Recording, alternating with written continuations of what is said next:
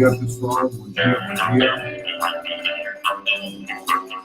Bom dia para a segunda live, segundo episódio da live 007. Uma live de 30 minutos, com foco, missão, disciplina e resultado. Pessoal chegando aí, bom dia a todo mundo. Bom dia, pessoal. Pessoal no Instagram, pessoal no Face. Bom dia, Marcos. Bom dia, Fernando. Bom dia, Fausto. Bom dia, Fausto. Legal, galera. Vamos lá, hein? Vamos lá que o tempo é curto. Bom dia, Walter também. Ivete chegando. Professor Cláudio, bem-vindo aí. Nossa Ferreira também chegando aqui no Facebook. Muito bom, galera. Vamos lá, então. Né? Bom, só para posicionar, a ideia dessa live é trazer um conhecimento todos os dias, das 7 às 7h30 da manhã, que vão nos ajudar a entender melhor o mundo que a gente vive, inclusive como é o nosso papel nesse mundo. E hoje a gente vai falar sobre as eras evolutivas. Nós vamos fazer um recorte na história humana na face da Terra, de uma maneira muito simples, de uma maneira muito fácil de entender, e que talvez vai trazer uma compreensão maior de por que é que estamos vivendo como vivemos, como espécie, e por que é que eu vivo como indivíduo. E entre a espécie e o indivíduo, como é que nós juntamos e criamos as nossas instituições, que vai ter uma importância tremenda para a nossa conversa de amanhã. Amanhã a gente vai falar sobre as instituições e os indivíduos, o papel das instituições nas nossas vidas e o poder que o indivíduo tem de se transformar dentro das instituições. Então, vamos fazer um recorte na nossa história humana na Terra, de 150 milhões de anos. Vamos pegar os últimos aí 30 mil anos, tá? 40 mil anos, que não é nada. Né? Se eu pegar 40 mil anos de 150 milhões, o extrato é muito pequeno. Mas, para ter uma ideia, como é que nós ficamos presos na primeira era durante tantos anos? A primeira era é a era extrativista. Imagina, você vive num planeta onde você vaga pelo planeta, você caminha pelo planeta, se move pelo planeta, e você sobrevive da coleta de frutos, legumes, verduras e da caça de animais terrestres, aquáticos. E, por conta disso, você tem uma vida muito mais móvel. Você é um nômade, na verdade. Né? Então, você trafega pela terra, colhendo os alimentos, caçando, pescando e extraindo da natureza aquilo que ela pode oferecer. Uma vida tanto quanto confortável. Né? Uma vida onde você tem todos os recursos abundantes à sua disposição. Vocês devem conhecer pessoas, talvez, alguns aqui devem ter filhos, que vivem na era extrativista. A única coisa que ele faz é abrir a geladeira, pegar o iogurte, pegar o queijo, pegar a comida que já está pronta, né? E isso cria uma certa complacência, cria uma certa preguiça, cria um certo comodismo, enquanto há oferta, né, excessiva de alimentos e elementos para se viver. Né? Nós passamos milhões de anos vivendo exatamente nessa etapa. Imagina, se nós estamos na Terra há 150 milhões de anos, e a neurociência diz que o nosso cérebro é a mesma estrutura cerebral de 70 mil anos, ou seja, de 70 mil anos para cá, nós temos um sistema, um cérebro reptiliano, que é um cérebro muito basal, um cérebro muito ligado às emoções básicas, né? Instinto de sobrevivência, sexo, dor e prazer, né? No sentido mais instintivo da palavra. Depois, esse cérebro foi evoluindo ao longo daqueles 150 milhões de anos e criou uma estrutura límbica, o sistema límbico, que é onde tem ali uma certa inteligência no trato das emoções. O sistema límbico já traz ali uma linguagem e uma sensação emocional, né? E depois, nos últimos anos, desses 150 milhões de anos, surge a terceira camada do cérebro, que é o neocórtex, que é aquela camada que a gente usa para fazer discernimento, para tomar decisão, para fazer juízo de valor de determinadas coisas, aonde mora a nossa razão. Então, nós temos esses três elementos, esses três aspectos cerebrais, e principalmente no límbico e no neocórtex, a gente tem no límbico emocional, no neocórtex racional. E trabalhamos no equilíbrio dessas questões, né? É bem verdade que o reptiliano trabalha com o instinto de sobrevivência há milhões de anos, o límbico trabalha com os elementos das emoções há milhões de anos, e o neocórtex trabalha com elementos da razão há milhares de anos. Então, isso também gera uma influência na nossa forma de viver. Então, é muito natural, e quando eu digo natural, não quer dizer que é uma justificativa, quer dizer que é uma consciência, e como consciência, eu me dando conta dela, eu posso alterar. É muito natural que o ser humano queira viver em tranquilidade. É muito natural que ele queira viver em postergações, está me faltando a palavra aqui, em adiamentos, enfim. O ser humano, quando começa a se dotar de questões racionais, ele começa, então, a pensar sobre o que ele vai fazer. E aí, por conta do movimento da espécie no planeta Terra, né, nós começamos a nos assentar, né, procrastinar. É natural que o ser humano procrastine, porque ele tem no registro... isso, legal, Walter. Ele tem no registro cerebral que tudo está tudo bem, está tudo tranquilo, e o cérebro foi construído exatamente para nos dar uma certa tranquilidade. Só que nós não contávamos com o mundo se transformando como se transformou. Mas vamos chegar lá, né? Vamos chegar lá. Então, na medida que o ser humano vai se mobilizando, um dado momento ele assenta. Ele começa a se assentar no planeta, né? Criando, então, as primeiras civilizações, né? Difícil atestar, mas a história dá conta de que as primeiras civilizações foram se assentando em lugares onde a gente vai conhecendo as principais civilizações do planeta, né? No Egito, parte da América do Sul e América Central, os Incas e os Maias. No Oriente, principalmente lá Japão e China, países com culturas milenares, o homem vai se assentando ao redor do planeta. E no que ele vai se assentando, quando eu falo homem, o ser humano, a espécie, né? Quando ele vai se assentando, vão começando a surgir os problemas de assentamento, né? Aglomeração de pessoas, estamos vivendo isso hoje, né? Aglomeração de pessoas, problemas de convívio, organização, começamos a viver as primeiras experiências de organização de uma sociedade, isso bem lá atrás, né? Estamos falando aí de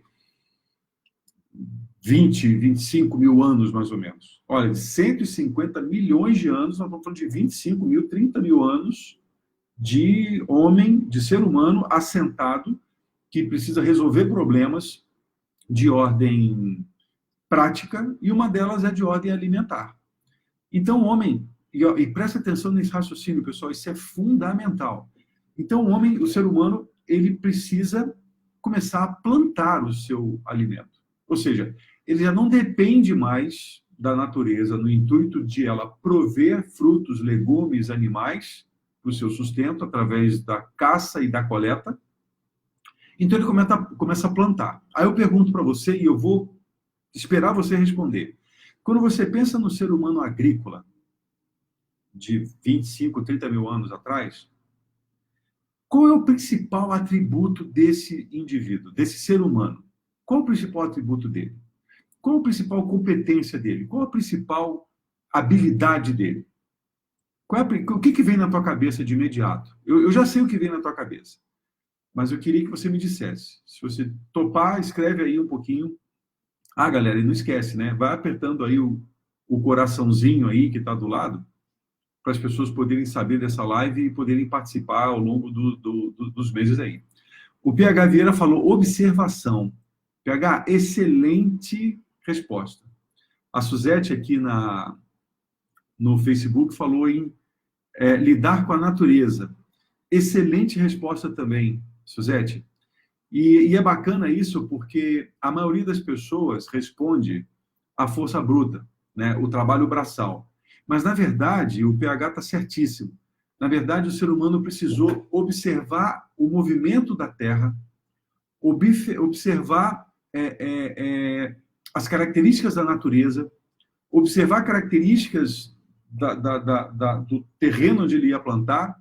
Então, antes dele entrar com a força brutal ou com a força manual, ele teve que entrar com a força da mente. Ele teve que pensar.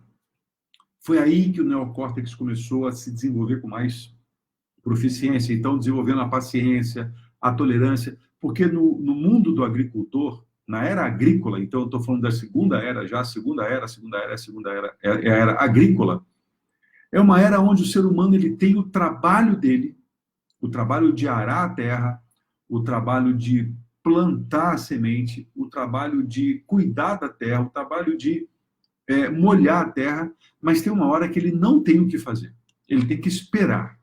Há uma força maior da natureza acontecendo, fazendo com que as coisas brotem, com que as coisas venham à tona.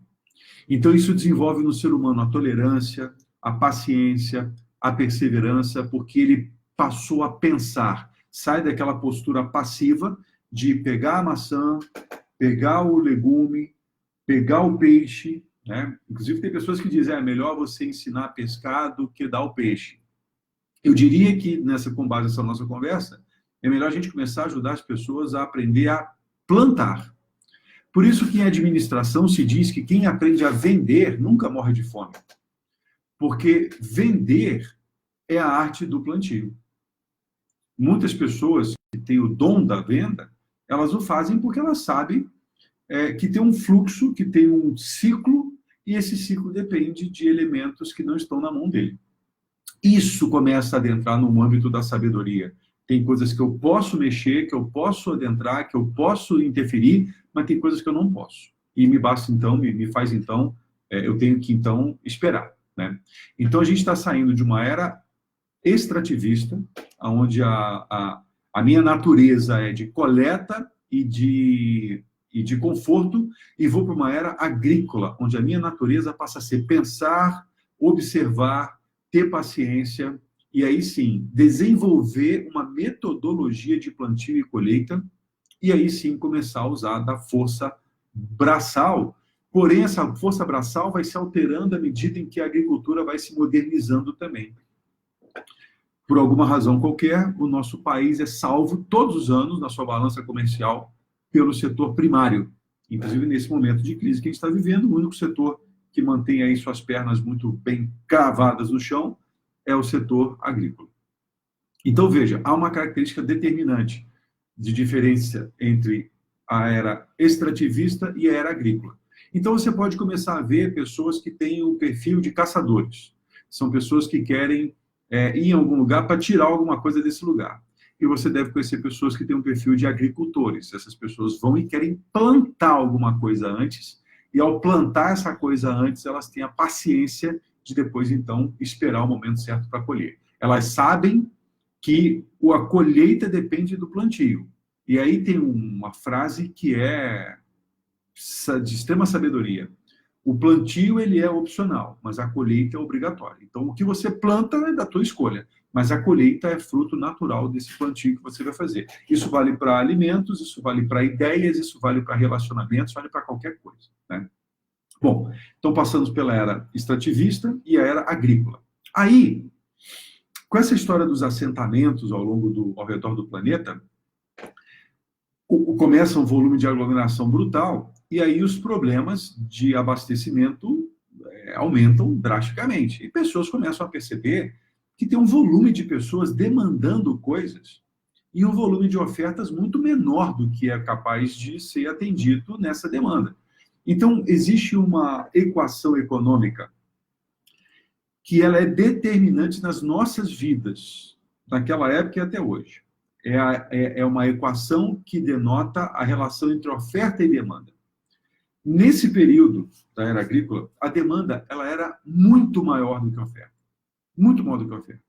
Então, quando a demanda é muito maior do que a oferta, há muito mais gente procurando por produtos e serviços do que organizações dispostas e disponíveis a oferecer esse produto e serviço. Então, obviamente, existe aí uma oportunidade. existe uma oportunidade de se prover esses produtos e serviços.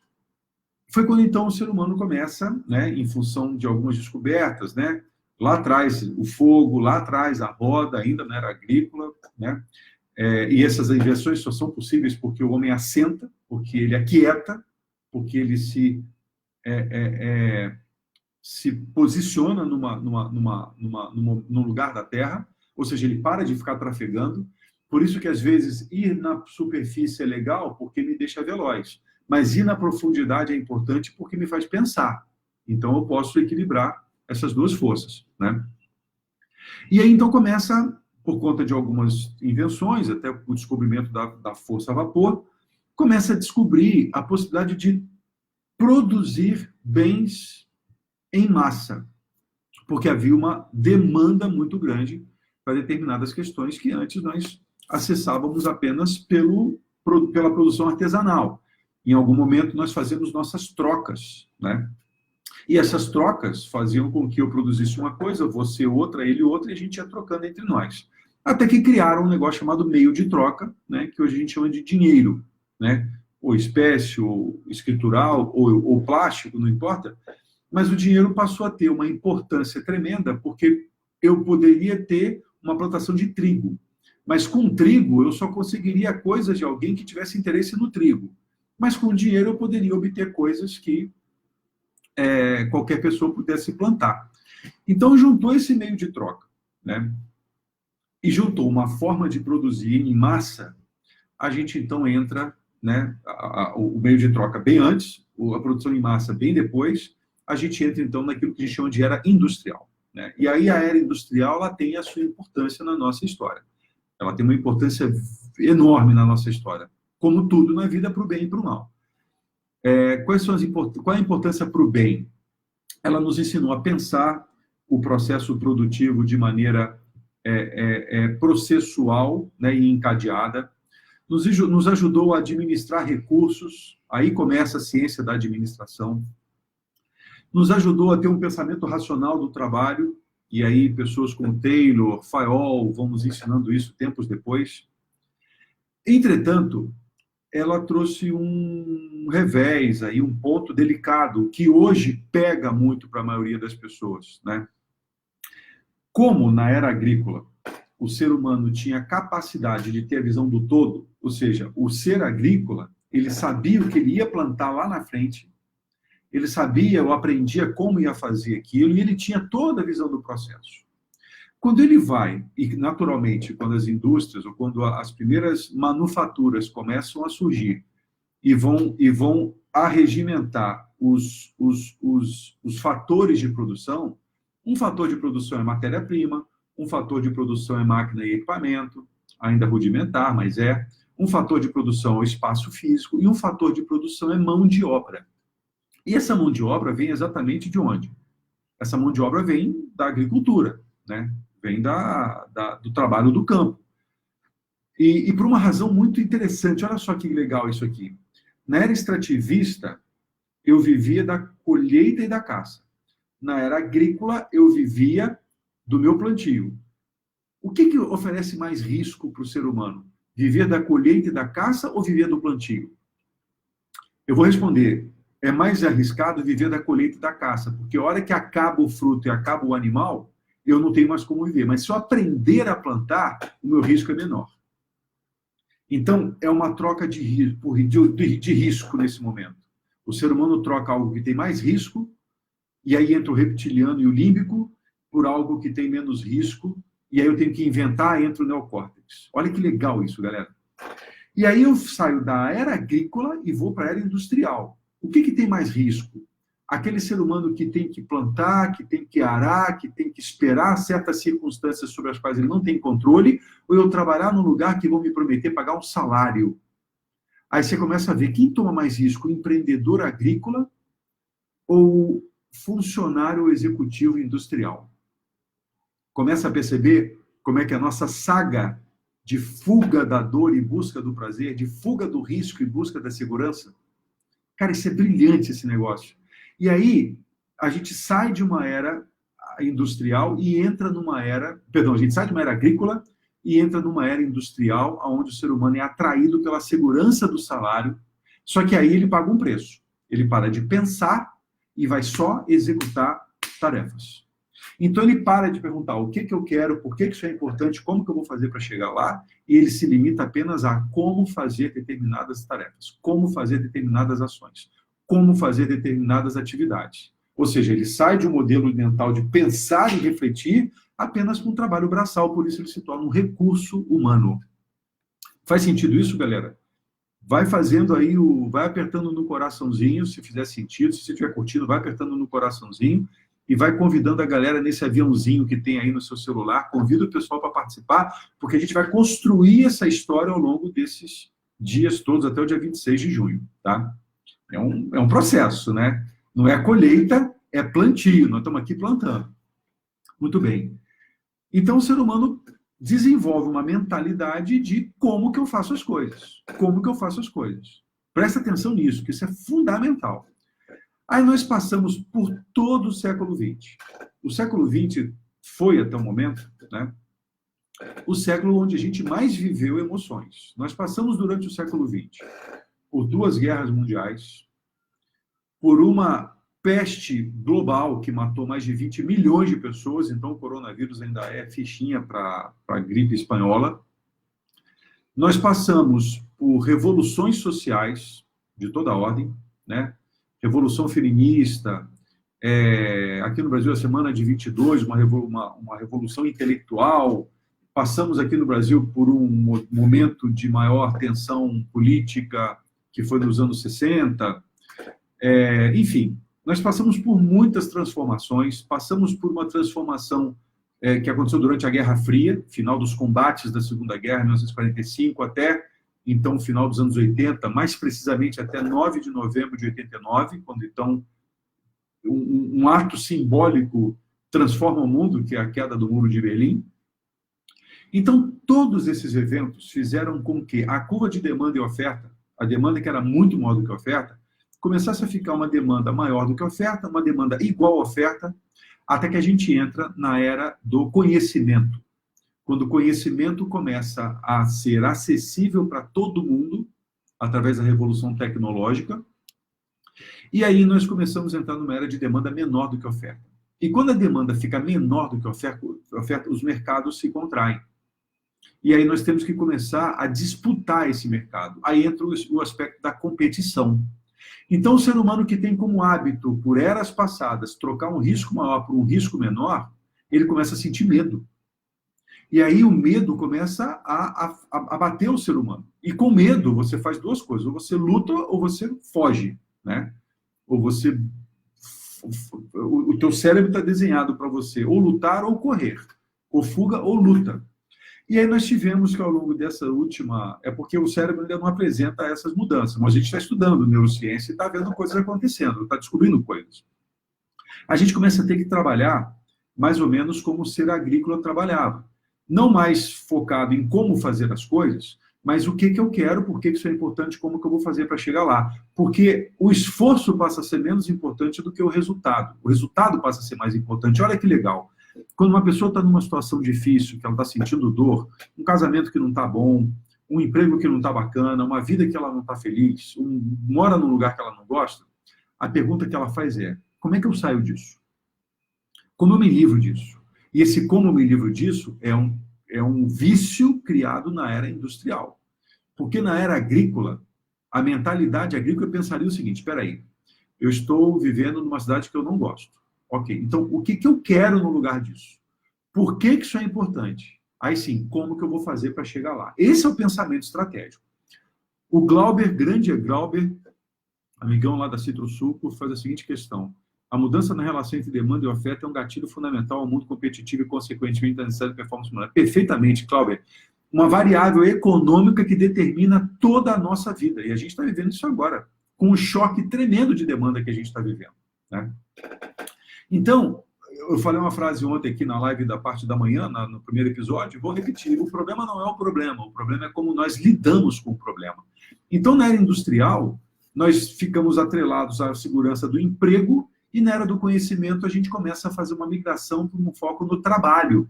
Tanto é que no final dos anos 80 e início dos anos 90, começa a sair um monte de livros dizendo o fim do trabalho, o fim do emprego, o fim das posições empregatícias e a explosão do trabalho.